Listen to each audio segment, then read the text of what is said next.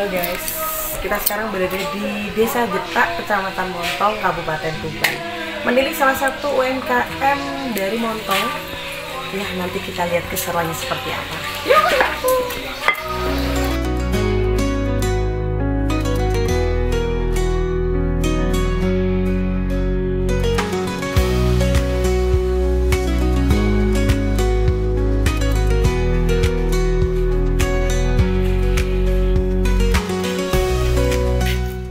Assalamualaikum warahmatullahi wabarakatuh. Kembali dalam Podio Podcast Radio bersama saya Yulia sebagai host untuk hari ini. Saya dan tim LPPL Radio Pradeswara FM Tuban ini telah berada di Desa Jetak, Kecamatan Montong, Kabupaten Tuban, bersama dengan salah satu pegiat UMKM tentu dari Kabupaten Tuban. Kira-kira dengan siapa? Ayo kenalan dulu. Halo Kak. Halo, Kak. Boleh diperkenalkan namanya siapa dan mengambil brand produk apa sih yang diprodukkan atau juga dipasarkan selama ini? Silakan. Oke, baik, terima kasih. Saya Devi, nama lengkapnya Devi Nurlailia, biasa dipanggilnya Mbak Devi. Untuk brand saya The Queen. Jadi The Queen ini ada beberapa produk, yaitu salah satunya ada keripik talas, ada keripik banana sweet, banana coklat, terus ada bakso aci, seblak instan, ada bumbu rujak siap saji, sama ini ada keripik pelepah pisang juga, sama abon jantung pisang juga gitu. Jadi itu untuk beberapa produk dari The Queen Official. Kapan sih usaha ini mulai didirikan Kak, dan apa yang menjadi faktor pendorong seorang Kak Devi ini akhirnya memutuskan untuk berwirausaha saja? Silakan. Oh iya, kalau untuk berwirausahanya sih sebenarnya sudah lama ya Kak ya. Jadi dulu itu saya awal mula berwirausaha itu di tahun sekitar 2016 akhir sampai 2016 akhir. Tapi di posisinya di Jatirogo. Kala itu saya membuka kafe. Lah di situ makanya kan dari produk yang bakso aci sama seblak instan itu sebenarnya kan bawaan dari usaha yang dulu gitu loh Kak. Itulah. Tapi kan memang qadarullah, ada cerita kepahitan di situ. Jadi memang di tahun 2021 saya kembali pulang ke Montong sini. Terus saya sempat vakum sekitar 1 tahun. Saya benar-benar fokus kerja di perkantoran. Jadi saya merintis usaha lagi itu di tahun 2022 pertengahan Kak. Itu jadi saya mulai merintis lagi. Terus di situ kan saya kenal teman-teman UMKM. Akhirnya kan saya diajak untuk masuk UMKM. Akhirnya kan mengerti tentang perizinan, tentang PIRT dan sebagainya gitu. Jadi kan produk kita itu lebih benar-benar lebih ini gitu loh, lebih lengkap untuk secara perizinan, dan marketnya pun kan lebih tertata, lebih terarah gitu loh kalau kita gabung di komunitas UMKM gitu Kak. Jadi alhamdulillah kala itu saya bertemu dengan orang-orang hebat-hebat para UMKM, teman-teman UMKM itu. Baik, untuk saat ini jadi anggotanya saja atau ikut serta dalam keanggotaan dari tim atau komunitas UMKM-nya ini Kak? Kala itu kan memang jadi anggotanya saja. Terus ini baru-baru ini sih tepatnya, alhamdulillah saya didapuk menjadi ketua UMKM. Wah, jadi ketuanya OKOC. Iya, alhamdulillah, yang foundernya dibawahi langsung oleh Pak Sandiaga Uno. Wah, keren banget ini ya Kak. Mohon maaf tadi kan sempat disebutkan bahwasanya memulai berwirausaha di tahun 2016 akhir. Iya. Memang di jalur ibu rumah tangga dulunya atau memang sudah bekerja atau bagaimana untuk saat ini juga? Kala itu sih memang saya awalnya kan memang dari awal lulus kuliah pun saya juga langsung kerja perkantoran Kak ya. Terus kala itu ketika berumah tangga pun saya juga masih memang kerja, tapi memang jiwa entrepreneur saya itu sudah diturunkan dari orang tua gitu loh. Jadi orang tua itu kedua-duanya memang pelaku usaha kan kayak gitu. Jadi memang mengalir deras ya di saya. Jadi kayak jiwa entrepreneur saya itu meronta-ronta lah untuk berwirausaha itu. Jadi ketika kala itu kok saya ada ide gini gitu, ya sudah tak realisasikan. Terus ketika saya kafe itu kan nggak yang monoton, udah menunya dibuat yang siap saji di kafe itu aja kan, enggak. Jadi kan saya kayak punya ide dan gagasan untuk seblak itu saya bikin yang instan, yang kemasan. Jadi biar teman-teman itu yang males keluar, apalagi yang dulu kena langsung COVID 2019 kayak itu, ya? itu tuh bener-bener apa ya, hitungannya apa ya, kayak laris gitu loh. Karena apa? Karena memudahkan mereka gitu loh, tanpa harus mereka keluar rumah pun, lah tinggal di freezer aja kan udah. Ketika mereka pengen bakso, pengen seblak kan udah tinggal bikin aja gitu. Jadi saya berpikir di situ, tapi memang kala itu belum ada perizinan dan sebagainya, masih ya lokalan aja untuk pemasarannya gitu. Dulu di Jatirogo, iya, sekarang di Montong di Tuban dan nasional. Amin. Boleh juga diceritakan barangkali ada suka duka ketika juga menjadi owner dari The Queen sendiri nih. Sampai sekarang kenapa kok berpindah dari Jatirogo ke Montong ini ya? Ini sulit sebenarnya diceritakan karena nanti bakalan menguras emosi juga sih sebenarnya. Kayak semacam tapi nggak apa-apa sih, tetap saya bakalan nge-share. Mungkin ini untuk motivasi untuk teman-teman juga ya, Kak ya. Betul. Jadi kalau memang diceritakan secara detailnya ya pasti saya pun pasti akan melo gitu istilahnya. Nggak apa-apa, sudah terbiasa. Boleh diceritakan sedikit? Iya. Jadi kala dulu di Jatirogo itu kan memang kita merintis usaha bareng sama mantan suami ya, Kak ya. Ya kebetulan memang ya sudah mantan suami. Jadi memang qadarullah di 2021 itu memang ya itu tadi ada semacam cobaan hidup yang sangat luar biasa sekali. Ketika saya di Jatirogo itu usaha saya kan sudah berjalan teramat sangat lancar, bisa dibilang begitulah. Sudah ada brandingnya, sudah kuat, terus sudah punya konsumen banyak, sudah punya pelanggan yang banyak. Intinya tuh saya sudah nama itu sudah cukup dikenal lah, Kak. Jadi kan dari yang awalnya benar-benar saya membabat alasnya itu mati-matian di tahun 2016 akhir itu tadi, benar-benar mati-matian. Jadi perjuangannya itu Masya Allah, saya itu masak sendiri, harus delivery sendiri kemanapun ya, pokoknya yang penting itu jalan gitu loh usaha kita. Soalnya kalau kita tetap stay ya nggak mungkin lah sampai sesuai dengan target yang kita tetapkan kan kayak gitu. Jadi udah kemanapun oke, ayo delivery sudah pokoknya seperti itu lah. Ketika 2020 itu kan memang sudah kayak semacam kalau kita nanam itu sudah tumbuh waktunya gitu ya. panen, Waktunya panen. Ternyata qadarullah kan Gusti Allah punya rencana lain untuk hidup saya. Terus akhirnya waktu di 2021 itu saya kembali pulang ke sini dengan cerita hidup saya itu. Terus saya memulai menata hidup saya, harus gimana.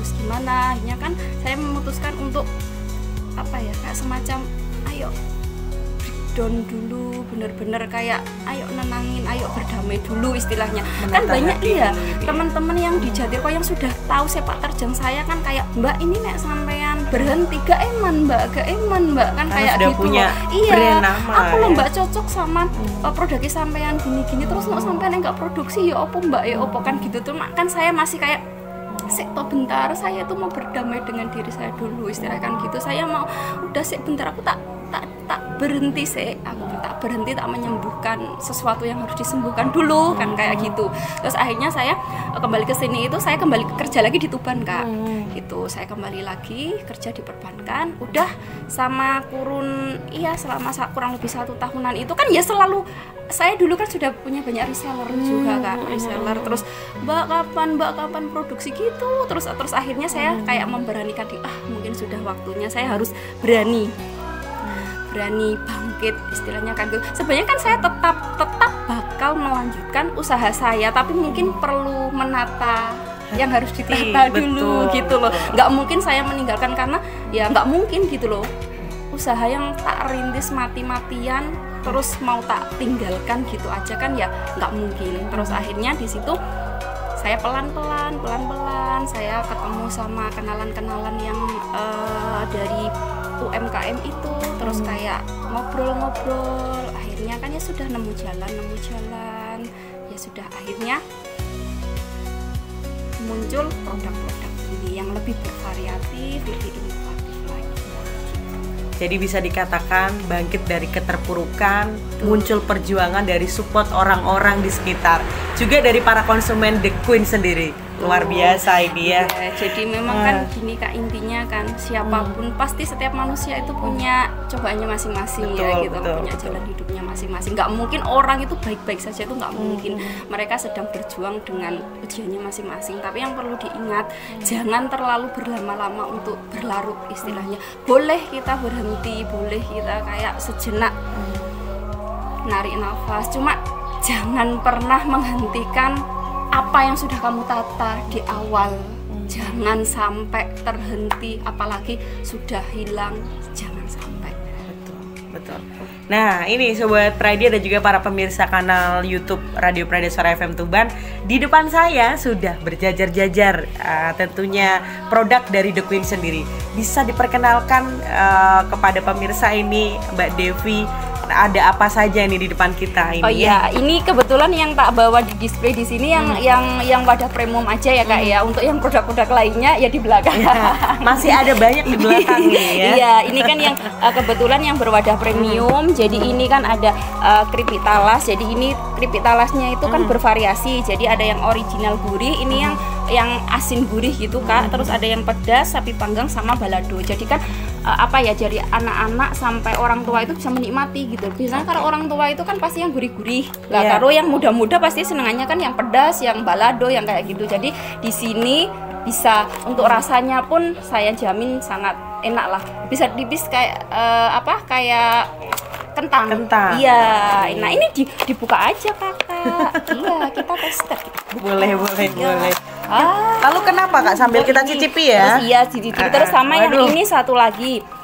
Ini juga malah bisa jadi unggulannya Kecamatan Montong ya, karena memang kebetulan di tahun 2023 The Queen Official yang produk keripik banana sweet yang varian coklat ini ikut lomba OVOP mewakili Kecamatan Montong dan alhamdulillah juara 2. Wah, juara 2 se-Kabupaten Tuban. Alhamdulillah. Jadi kita icip dulu. Aduh. Penasaran seperti apa? Oh ya, ayo kita icip-icip. Bismillahirrahmanirrahim sampai lupa ya. Kita makan bersama. Monggo.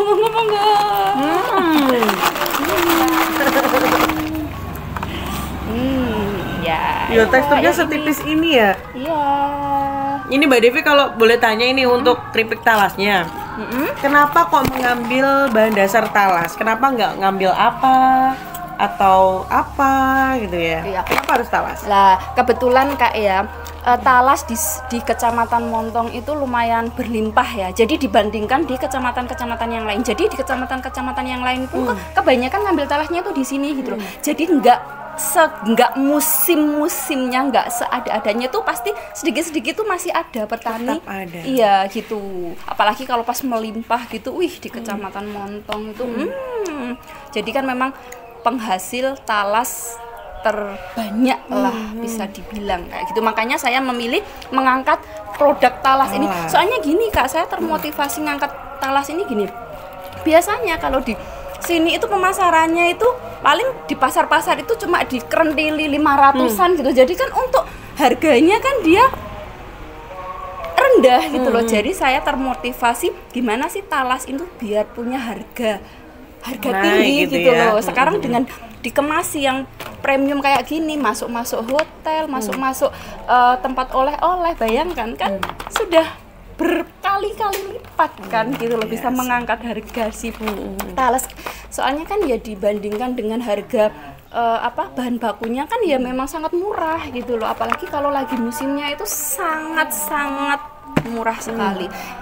satu. Jadi untuk bahan bakunya ini nggak begitu sulit ya, bisa dicari di sekitaran Montong sini. Ya kan, yang kan pasti continue gitu loh Kak. Jadi saya tidak mau apa ya kayak bikin produk yang bahan bakunya itu cuma musiman gitu loh Kak. Lah ketika kita sudah anggaplah ekspor atau mungkin dipasarkan sudah ke all ke nasional, ternyata ketika ada pesanan yang berbanyak-banyak ternyata nggak ada bahan baku, lucu kan gitu. Gitu ini kalau dari The Queen yang paling best seller ini produk yang mana Kak, yang paling banyak digandrungi, yang paling banyak Kak saya mau pesan ini aja karena the best kayak gitu, yang mana? Biasanya yang ini, yang coklat ini, coklat ini kan bisa ini, dicoba. Silahkan. Jadi kan kayak suka anak-anak pun suka, terus remaja dan sebagainya gitu loh biasanya. Iya, ya. Sangat suka sekali. Terus untuk yang mungkin ini untuk yang apa ya, penggemarnya juga nggak surut dari dulu sampai sekarang pun juga di bakso instan sama seblak bakso aci sama seblak instan itu juga Kak gitu loh. Tapi ini kebetulan lagi nggak produksi hari ini gitu loh, udah di store semua jadi lagi nggak ada. Aduh maaf ya, mohon maaf. Ini kapan-kapan ya nanti saya main-main. Boleh. Langsung main aja ke Radio Pradeswara FM Tuban ya. Nah Kak, ini pemasarannya kemana aja, yang paling jauh juga kemana? Boleh diceritakan? Iya, ini kan untuk pemasarannya sih alhamdulillah untuk swalayan di Tuban sudah all ya Kak ya. Jadi dari Samudra, Bravo, Indomaret itu alhamdulillah kita juga sudah all. Terus yang untuk luar Tubannya itu kita ada di Mirota juga, di Surabaya. Oh, di Surabaya. Ya, sama ini di Hotel Santika itu di situ. Terus sama di WBL, di pusat oleh-oleh WBL juga. Terus sama di ini toko Tugu Pahlawan, toko roti itu di situ. Iya, pokoknya yang apa? Dia ada space untuk produk-produk UMKM gitu. Untuk harganya sendiri Kak, nah kalau yang talas berapa, yang apa sih nama tadi aku lupa, keripik banana sweet ini juga berapa, dan yang lainnya berapa? Oke, sebenarnya sih ini ya untuk harga ya tapi cenderung ekonomis ya. Jadi untuk yang keripik talasnya ini bisa didapat dengan harga ini Rp14.000 saja. Ini sudah di kelas toko. Tapi kalau memang mau jadi reseller, monggo, nanti kan ada harga khusus sendiri. Ya karena kami juga membuka reseller gitu. Dan kebanyakan kadang reseller itu belinya itu kiloan gitu. Jadi di repacking sendirian kayak gitu. Jadi monggo silakan yang mau jadi reseller. Packagingnya premium ya, iya guys ini, ya. Iya, jadi kadang kan apa ya, beli kayak gini kan Mbak mahal karena memang wadahnya gini. Kalau memang mau dijual lagi atau mungkin apa ya mau dimakan sendiri atau apa itu biasanya banyak kan juga belinya itu kiloan kan kayak gitu. Jadi monggo.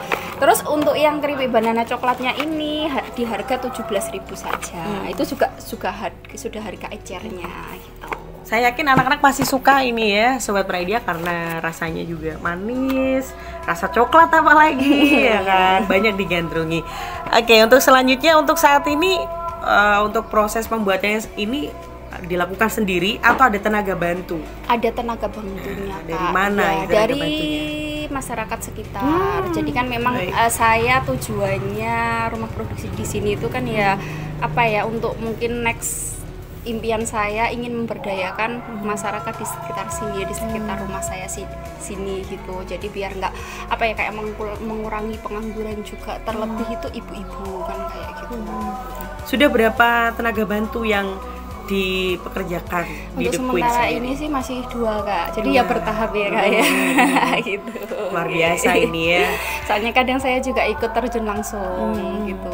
Pas lagi free gitu saya ikut terjun langsung. Ikut pembuatannya juga. Iya betul. Gitu ya. Soalnya awalnya memang saya sendiri semua sendiri gitu. Keren ya.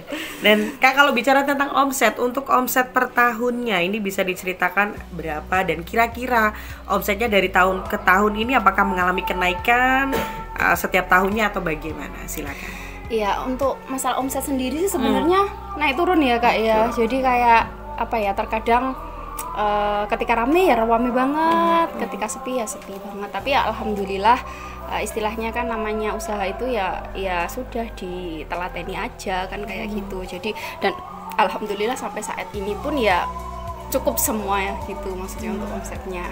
Dan untuk omset disebutkan ya kayak boleh disebutkan. Kalau nggak usah nggak supaya bisa apa ya, memotivasi yang lainnya. Iya, alhamdulillah sih. Berapa ya? Aduh, nggak enak ini. Silakan. Pokoknya intinya gini, nggak saya disebutkan tapi intinya tak kasih bocoran aja gini. Boleh. Maksudnya untuk usaha, ketika kita usaha yang sudah berjalan itu ya, apalagi kan untuk di snack kering seperti ini, kalau sudah berjalan sudah dipastikan untuk profitnya itu 2 kali lipat, malah bisa lebih 2 kali lipat dari HPP. Udah gitu aja, jadi kan sudah bisa disimpulkan berapa ya, gitu aja. Berapa digit angkanya ya kan? Intinya seperti itu aja, pasti paham kok. Pasti paham UMKM itu gitu. Iya. Kakak ini kan tadi diceritakan bahwasanya berpisah dengan mantan suami gitu ya, sudah memiliki keturunan. Iya, alhamdulillah. Jadi mom, saya single fighter. Berapa anak ini Kak? Single mom. Jadi saya kebetulan dua anak. Dua anak, masih sangat muda, cantik, owner luar biasa ya. Oke, ini ke Kak Devi lagi nih Kak. Saat ini harapannya Kak Devi sendiri dengan usaha yang dirintis dari dulu sampai sekarang seperti apa sih? Harapannya pasti ingin berkembang ya Kak ya. Jadi tetap selalu mengusahakan gimana usaha kami, usaha kita ini tetap bisa berkembang dan bisa memenuhi kebutuhan masyarakat seperti itu. Jadi mudah-mudahan ini kan saya targetnya kan insya Allah setahun ke depan harus bisa lebih lagi. Mungkin ada produk baru lagi, ada penambahan alat lagi, terus penambahan karyawan lagi, ya seperti itu Kak, insya Allah. Nah, ini untuk dari pemerintah Kabupaten Tuban sendiri Kak, pastinya ada bantuan gak sih untuk UMKM khususnya untuk jenengan sendiri, dan mungkin juga apa ya dari Mas Lindra sendiri, dukungan kepada para UMKM apakah sudah luar biasa atau bagaimana? Silakan.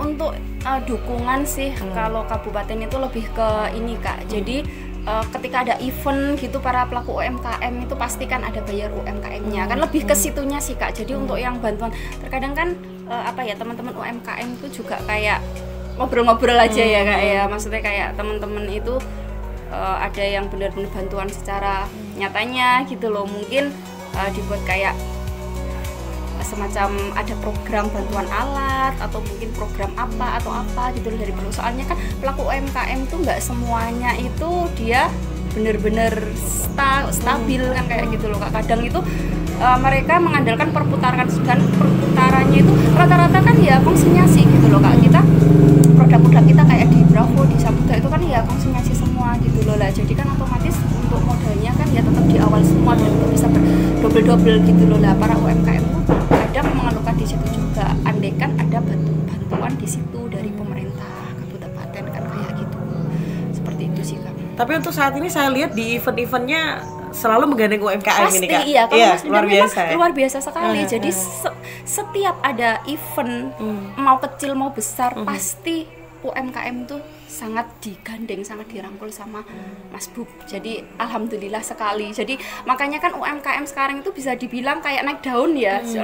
Soalnya ya apa? Bener-bener disupport gitu loh dari Mas Bub sendiri gitu loh. Jadi kita sangat berterima kasih sekali. Ada perhatian. Ada perhatian di sana, betul. Jadi kan kita lebih kayak dapat beda sama yang dulu istilahnya kan kayak gitu loh. Jadi sangat terasa lah. Sangat terasa. Teman-teman itu. Baik. Untuk pertanyaan bukan pertanyaan sih ya, sharing-sharing aja. Bisa sharing dengan para pemula UMKM nih Kak yang mungkin saja baru merintis dari usahanya. Silakan. Tips-tips kiat-kiatnya supaya bisa survive seperti Kak Devi. Silakan. Tidak bermaksud menggurui ya Kak ya. Ini jadikan memang menurut pengalaman saya pribadi juga sih, yang namanya kita ketika sudah memutuskan untuk berwirausaha itu yang paling penting itu harus konsisten. yang namanya apa ya, pasti ada naik turunnya gitu loh. Nggak mungkin bakalan stabil mulus aja kan, nggak mungkin gitu loh. Mungkin orang pada melihat kayak enak sampean, enak wes ngene wes gitu, wes kesana wes gitu lah. Apa yang mereka lihat perjuangan di balik itu gitu loh, apa yang sudah saya lakukan kan seperti itu loh. Jadi intinya yaitu tadi tetap berusaha, jadi sama berinovasi gitu loh. Yang penting itu tahu segmentasi pasarnya. Jadi ketika kita mau bikin produk, kita tuh sudah tahu gitu loh pasarnya itu kemana kan, kayak gitu Kak. Jadi jangan sampai kita main asal bikin produk aja tapi bingung terus tak pasarno mana gitu ya, terus tak apa kan gitu. Karena rata-rata memang ya mesti sama-sama semua gitu loh. Produk itu ya wes podo-podo aja, keripik ini kan keripik pisang ya wes keripik pisang, cuma kita bisa inovasi nggak sih? Seperti contohnya biar disukai kayak tadi ini keripik pisang ini ada varian coklatnya, ada macanya, ada karamelnya gitu. Terus untuk yang si talas ini juga ada varian rasa-rasanya kan. Kita main inovasi lebih ke situ aja kayak gitu loh. Kalau kita nggak main di situ ya udah ya kalah sama yang lebih dulu gitu loh. Produknya sepodo-podo aja kan gitu. Nah terus kayak mau bikin produk waneh atau yang apa gitu lah, iya lek diterima masyarakat. Kadang masyarakatku nek terlalu aneh-aneh iki opo nggak berani, malah malah kayak gitu loh. Jadi kan ya sudah, kalau memang kayak mau nyontoh istilahnya punya referensi produk ini tapi di inovasi lagi sedemikian rupa, terus sudah tahu segmentasi pasarnya itu arahnya kemana kan kayak gitu. Terus dan yang paling penting itu sebelum memulai untuk membuat produk itu kita harus benar-benar hitung-hitungan HPP-nya di awal. Jangan sampai sudah jalan ternyata rugi. Laporan keuangan tadi ya Kak ya. Betul, ternyata lah kan yang namanya HPP itu kan dihitung sampai gas pun, istilah tenaga sekecil apapun ya. Kayak ya bahan kecil apapun sampai garam apapun kan harus dihitung semua, itu harus dihitung kan kayak gitu. Jadi jangan sampai akhirnya tenaganya nggak kebayar, apalagi punya tenaga bantu tadi. Lah di situ akhirnya makanya kebanyakan kan para pelaku usaha itu akhirnya puput di tengah jalan karena mereka tidak menghitung HPP-nya di awal. Angger wae jejes, kono rego sakmono aku ben pelaku tak bawai regane. Kan enggak gitu konsepnya. Rugi dong. Terus kita nyumbang. Pusing dong gitu. Pusing dong. Kayak gitu istilahnya. Akhirnya iki payu-payu tapi uangnya nih ngendi? Rugi dong. Kita kerja bakti dong. Iya. Jadi nggak ada salahnya untuk ikut berkecimpung di UMKM tadi, komunitas tadi ya, biar terarah. Betul, manfaatnya pembinaan, pelatihan. Betul. Jadi dengan kita ikut di UMKM itu banyak sekali nanti pelatihan yang bisa nanti kita ikuti. Soalnya kan dari pemerintah, dari dinas-dinas yang terkait itu kan juga sulit mengadakan pelatihan, workshop kayak gitu Kak. Jadi kita tuh benar-benar tahu harus apa yang dilakukan para pelaku usaha itu. Jadi biar nggak awuran gitu loh, kayak biar terus melaku kan gitu kan ya wes dadah bye gitu. Baik, tentunya Kak Devi terima kasih banyak atas waktu luangnya selama ini untuk kami dan juga tim dari LPPL Radio Pradeswara FM Tuban. Semoga usahanya dari The Queen ini semuanya bisa lancar, banyak diterima oleh konsumennya dan semakin membludak dan go internasional ya Kak ya. Amin. Baik, tentunya Sobat Radio, para pemirsa kanal YouTube kami Radio Pradeswara FM Tuban, itu tadi Podio Podcast Radio untuk edisi hari ini bersama dari owner The Queen dari Desa Jeta, Kecamatan Montong, Kabupaten Tuban. Kita doakan sekali lagi semoga saja Kak Devi semakin terkenal produknya, semakin diterima di pasaran, dan beliau pamit sampai jumpa. Wassalamualaikum warahmatullahi wabarakatuh. Bye bye.